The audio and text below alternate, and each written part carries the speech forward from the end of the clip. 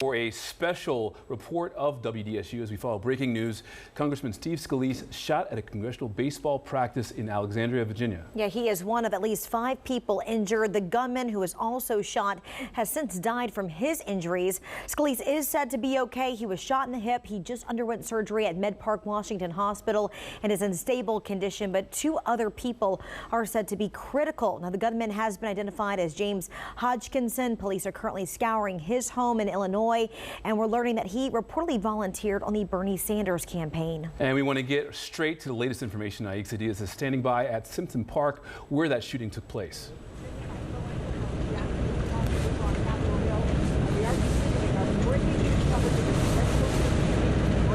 Randy, Charles, this is the baseball field where Majority Whip Steve Scalise was shot in the hip, and witnesses say the gunman carrying a rifle was hiding behind the third base dugout when he opened fire, hitting 2 Capitol Police officers, at least 1 congressional staffer, and Scalise, who was on second base.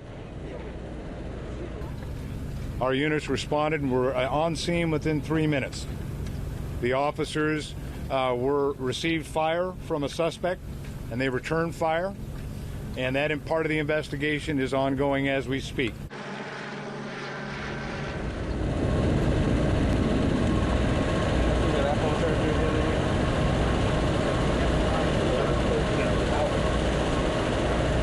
Officers say the gunman was taken into custody, was transferred to a hospital, and he has since died.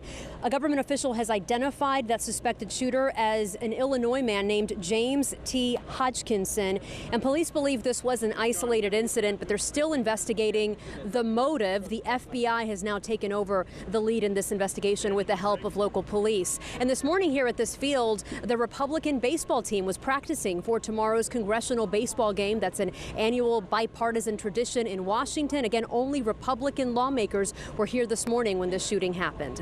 Live in Alexandria, Aix Diaz, WDSU News. And that baseball game still set to go on as planned. Also, Governor John Bel Edwards here in Louisiana just led lawmakers in a prayer for Steve Scalise in the state capitol rotunda. This is a look at a photo sent out by the governor showing our state leaders embarking in a moment of silence. He also issued this statement that says this appears to be an outrageous, cowardly attack on one of our own.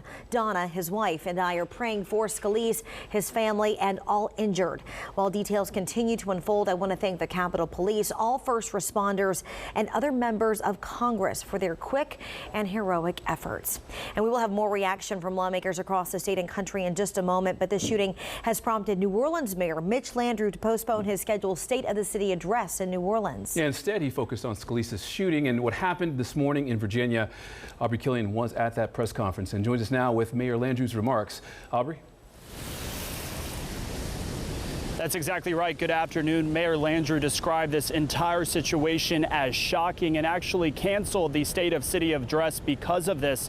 So take a look. That news conference did just wrap up shortly, not that long ago. The mayor described Scalise as our congressman and a strong fighter. Now, he touched on how his family spends time with the Scalise family during Mardi Gras. He is asking the public to keep them in their prayers. The mayor also just spoke with Congressman Cedric Richmond by phone. Richmond and his son were also there during that shooting. They are okay. Now, he has put a call into Scalise's wife. He has not been able to reach her. That's as he says she is traveling to D.C. And I asked the mayor, will there be tighter security for lawmakers here in Louisiana following that shooting? We will all take necessary security precautions, but again, it goes, out to the public. This is a dangerous job, and we're in a difficult time in this country, and this is not a partisan issue. I mean, any attack on any elected official, anybody that works for the government, because you're upset with the other side, is an attack on our entire country. So a new date for that State of City address has not been scheduled, but the mayor really just touched on and focused on this afternoon that everyone is definitely needing some prayers for the Scalise family. Reporting live at City Hall, I'm Aubrey Killian, WDSU News. Aubrey, thanks. And as Aubrey just mentioned, Congressman Cedric Richmond has visited with Scalise at the hospital. Yeah, and he actually got off the phone with Kelly Brown just a few moments ago before actually going back to meet with lawmakers. Kelly. That's right, guys. Cedric Richmond, Congressman Cedric Richmond represents District 2 here in Louisiana. He was actually in D.C. at the time of the shooting, also practicing at a separate field for Thursday's game. Now, he and the Majority House Whip go way back after serving together in the Louisiana House of Representatives. Here's what he had to say. What can you tell us about Steve Scalise's condition, and have you talked to his family? He's in serious condition. His family is on their way up here to D.C. To be with him. We know that he was hit in the hip and believe he was the first person shot. And then his security detail was able to respond and keep the casualties lower than they would have been if they would have not been there. Now, you were planning, or you are planning, to attend tomorrow's game. Do you think that the game should still go on? And if it does, are you still going to attend or play in it? It's a game Steve and I look forward to playing in every year. It's a good chance to come together for charity and raise money for the Boys and Girls Clubs and some other charities. And I don't know is the short answer. Okay. But the game is scheduled to go on tomorrow. Now, you were also practicing at a separate field when Congressman Scalise was shot. What happened, or how did you guys hear, and what did you guys do when you heard about the shooting? Well,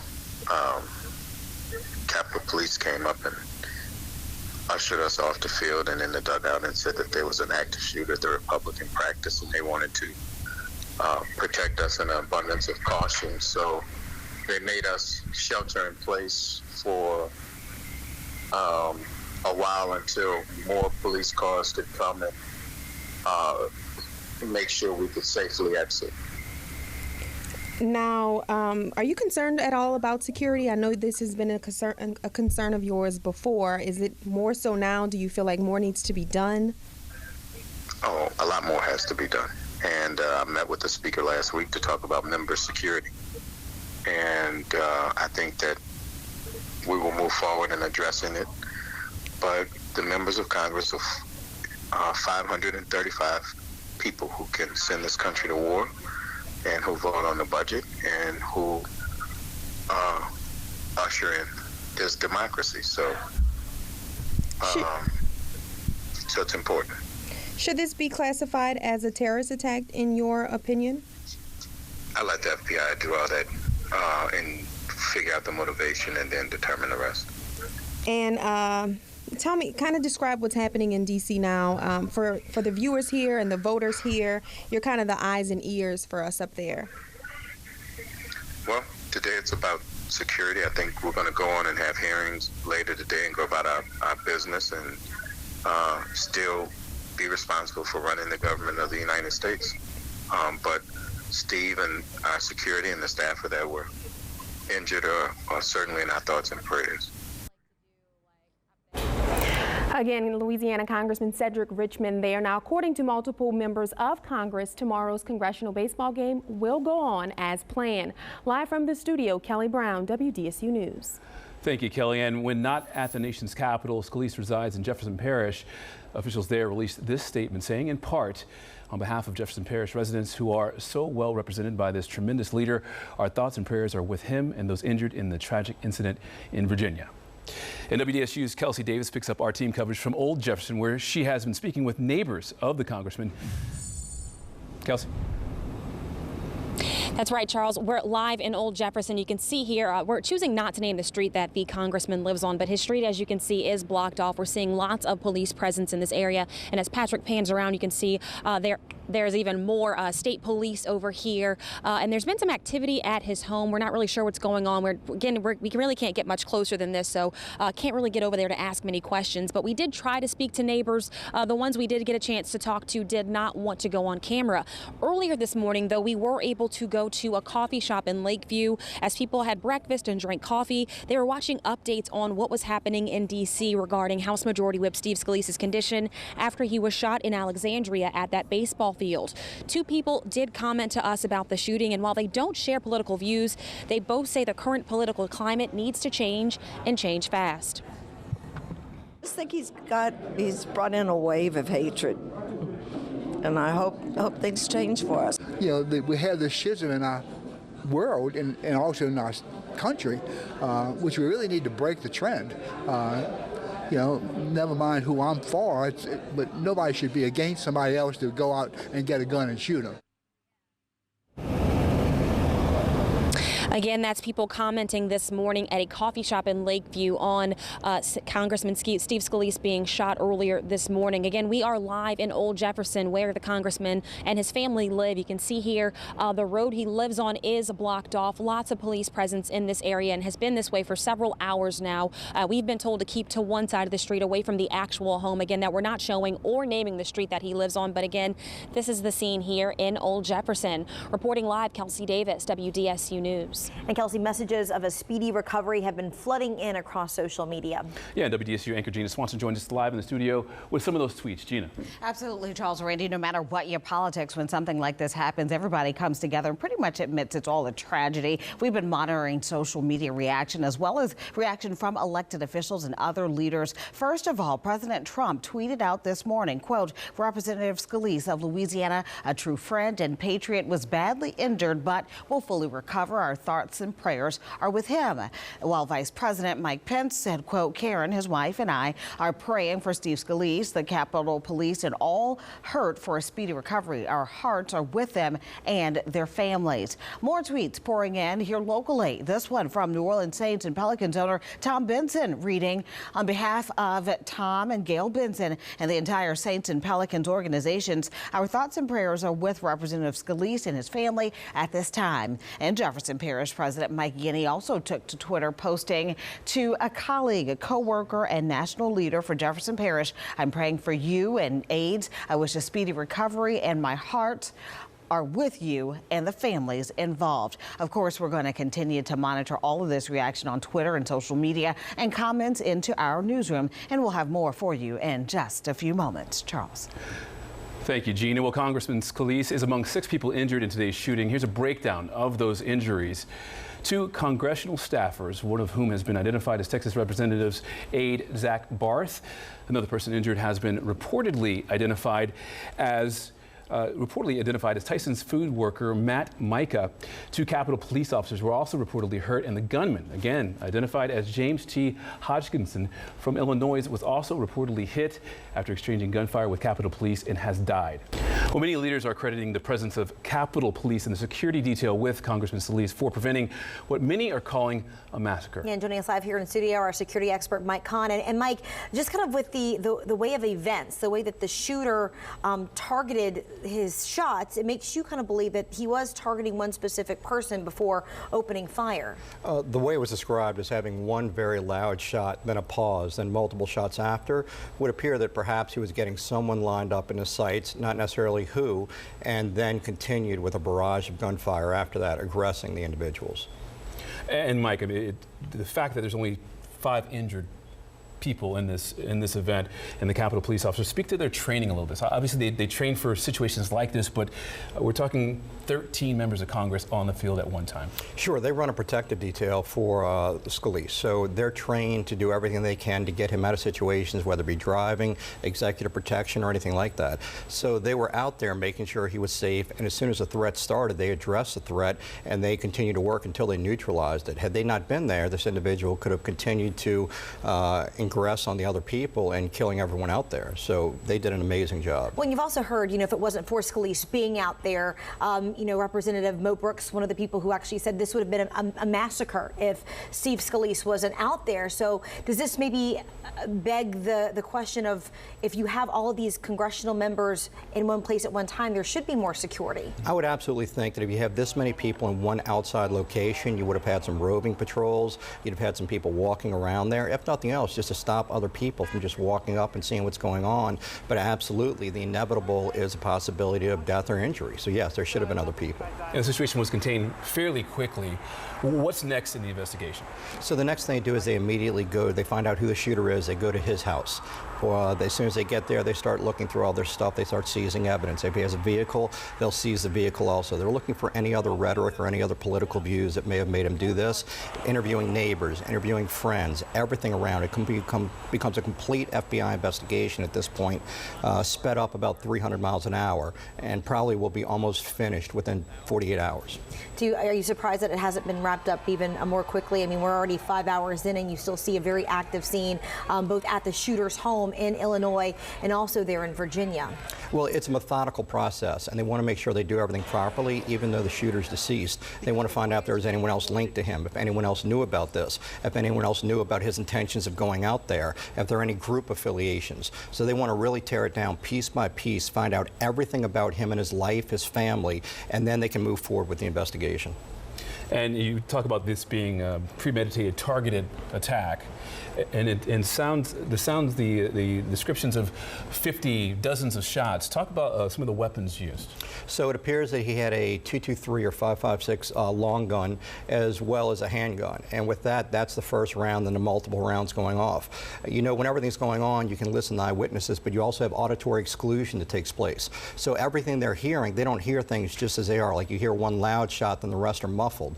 That's these people's auditory exclusion taking over, protecting their body, and you don't hear all the same stuff. So you really have to go back and look at the eyewitness accounts, the shell casings on the scene, and go through everything. But it appeared that he exhausted the ammunition that was loaded in the rifle and went to the handgun. Security expert Mike Hahn, thank you so much for joining us here live, giving us your insight. Also, Scalise is at the Virginia ballpark this morning practicing, as we told you, for tomorrow's big congressional baseball game. Some in the area may recall Scalise actually playing baseball for Rummel High School at one point in time. Scalise graduated from the Catholic High School in Metairie back in 1983. And WDSU's Jennifer Crockett spoke with Rummel's principal and joins us live now. Jennifer. Well, Charles, Representative Scalise is still a big part of the Rummel alumni here, even during past congressional baseball games. And as you said, Randy, Steve Scalise was a Rummel Raider baseball player whenever he attended school here back in the 80s, and he even dressed out for a past congressional charity game in full Rummel gear. The school's principal, Mark Milano, told me Scalise fills the halls every time he comes back to visit, the most recent trip just last month when he judged the Rummel crawfish boil. Larger than life. He's just a very charismatic person, very caring, always willing to stop and listen to somebody and will help anybody he can. The alumni here is already starting to talk about ways to support Representative Scalise and his family, as well as the others injured. They're starting with prayer. Coming up at 5 in just a few minutes in the show, we're going to hear that principal's initial reaction when he heard someone from his own school was one among the victims in Virginia, and also words from the Archbishop Gregory Amen. That's coming up in just a few minutes. Live in Metairie, I'm Jennifer Crockett, WDSU News. Jennifer, thank you. Now let's turn to WDSU's Juliana Mazza, who picks up team coverage from Metairie. A word that Congressman Scalise is going to be okay, expected to be okay, is welcome news for people here in Metairie, those who voted him into office, even those who didn't. We are continuing to follow developments out in Washington, D.C. As that happens, people here in Metairie are certainly reacting. We've been speaking with some people here in Metairie just to get a sense of the emotions that they're going through after the news broke that Congressman Scalise was shot. So far, the people that we've talked to, both Republicans and Democrats, said they're just relieved to hear that he is expected to be okay. It should never resort to violence. Everyone's entitled to their opinions and their different views, and that's just the way everything should be. I think that the people who are going to continue to do this, unfortunately. I think it's up to us to be more protective. Alabama Representative Mo Brooks was on that baseball field. He said he heard the gunshots and then heard Congressman Scalise scream from second base. He ran over to try and help, used a tourniquet to stop the bleeding. Again, just to reiterate, Congressman Scalise is expected to be okay. For now, live in Metairie, Juliana Mazza, WDSU News.